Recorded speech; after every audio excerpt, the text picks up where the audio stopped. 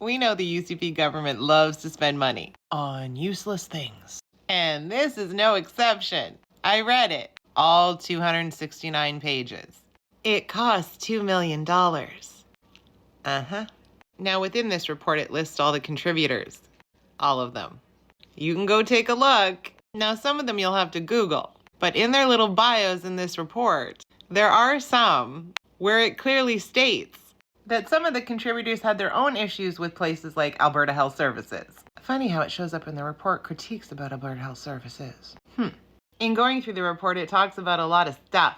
Things like mandates, vaccines, governing bodies, masks. And shocker, doesn't like any of them. I love it when doctors say that masks don't work.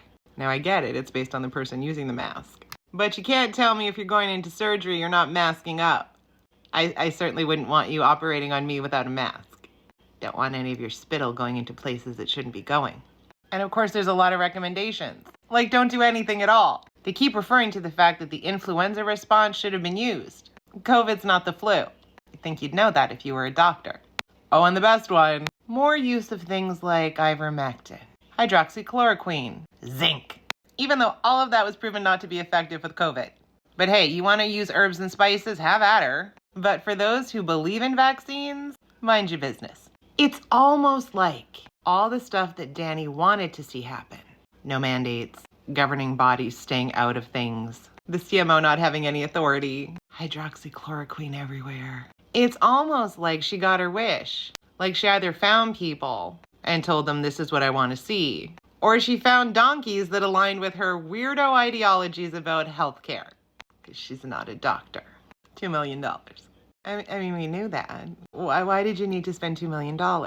Just to have people with PhD behind their name? One of whom ran for the PPC? Uh-huh. One of them that wrote this?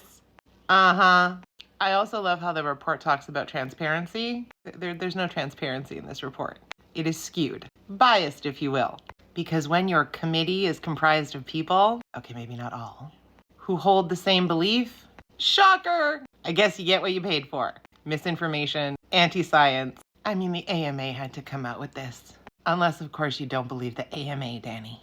I guess it's much better to believe your hand-picked doctors.